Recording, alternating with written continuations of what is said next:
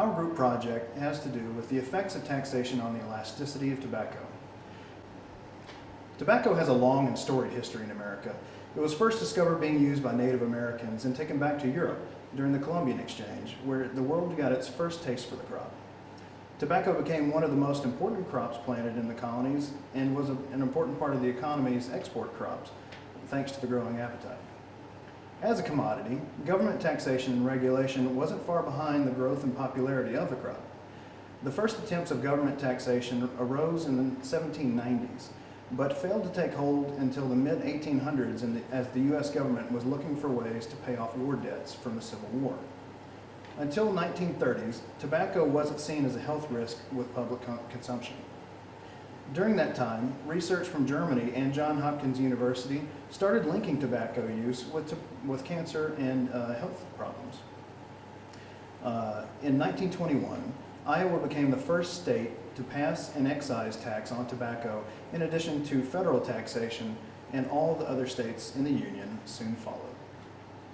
Tobacco is one of the few commodities that most people now seemingly support raising taxes on in order to encourage less use by Americans for the sake of health concerns and costs associated with tobacco use. It has been seen that with market elasticity, an increase of 10% in taxation reduces youth tobacco use by 7%. To further cut the rates of youth smoking, the U.S. government raised federal cigarette taxes in 2009 by 158%. They went from 39 cents a pack to $1.01 a pack.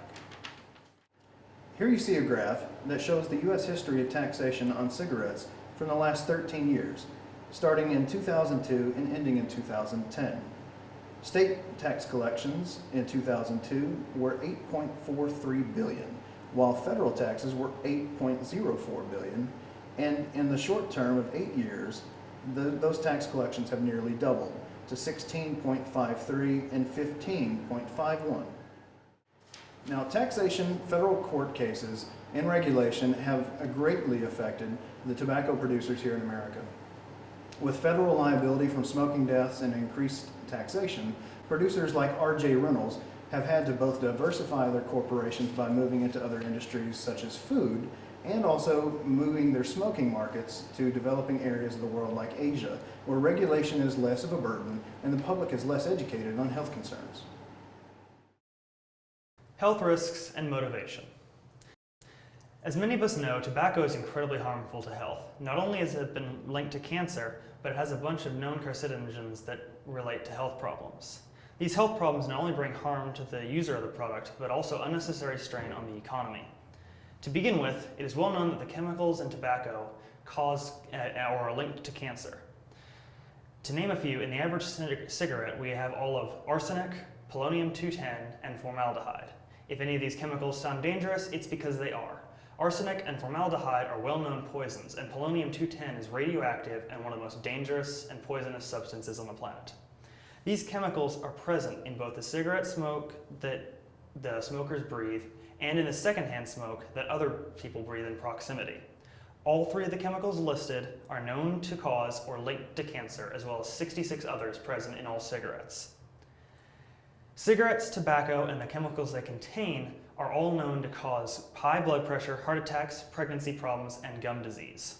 So here we have a chart describing the deaths attributed to smoking each year. These are some of the causes of smoking, such as lung cancer, stroke, other cancers, and chronic obstructive pulmonary disease. Each one of these is potentially lethal and causes both effects to the economy and to the user of the tobacco. All told, these effects end up hurting both the economy and the individuals who use tobacco. In addition to the contributions to the economy that tobacco producers produce, losses occur due to the tobacco-related illnesses and ailments. According to the CDC, tobacco-related illnesses cost the U.S. more than $300 billion each year. These numbers include the hospital and medical bills, as well as losses in production incurred while the workers are hospitalized. In addition, those who do not use tobacco are still exposed to the harmful effects through secondhand smoke, and this causes the additional hospital bills and losses in production. As can be seen, tobacco not only harms the user, but everyone around them in the economy at large. The losses incurred by health effects caused by tobacco are staggering, and one potential solution is to cut down on and regulate tobacco as well as taxation. By regulating the sale and tax of tobacco, the health effects can be reduced, and by extension, the effects on the economy. Government regulation on tobacco.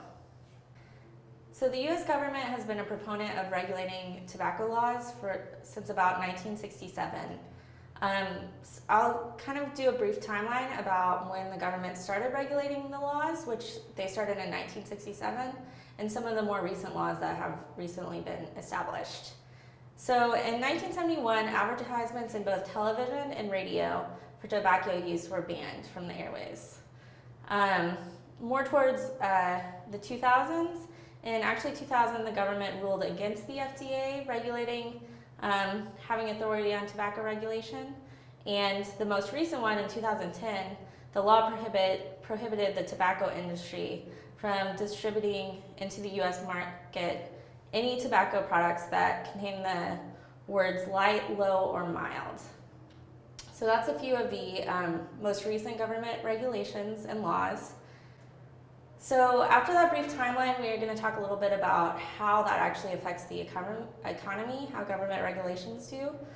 One argument against the benefits of the government regulating the economy is that studies have shown with tobacco taxes paid by smokers, plus savings that early death brings to public pension plans, smokers have to pay their way to supporting the economy. So with not regulating it, more smokers in the US, the smokers are actually the ones who are losing in this case, not the economy. Though this is a bleak outlook on limiting smoking regulations, it still shows on a national level a benefit to the well-being of Americans as a whole. An argument for the regulation of smoking in regards to the economy is that the effects of secondhand smoking outweigh the benefits of smoking introduced above. For example, studies show smoking leads to increased incidence of low birth weight babies, which imposes both short-run costs for medical care and long-run costs for special education on the economy. Another example of this is it's a risk and loss of workplace productivity. So with people taking more smoke breaks, having less energy when they're smoking, that causes a reduction in workplace productivity. Conclusions. Although the regulation of tobacco products seems to be the correct decision to make, taxation is the right way to go. Being that tobacco products are highly elastic, the government should raise taxes on them, and consumers will find other substitutes, including electronic cigarettes, nicotine patches, or nicotine gum. So in conclusion, the government should tax tobacco products rather than regulate them.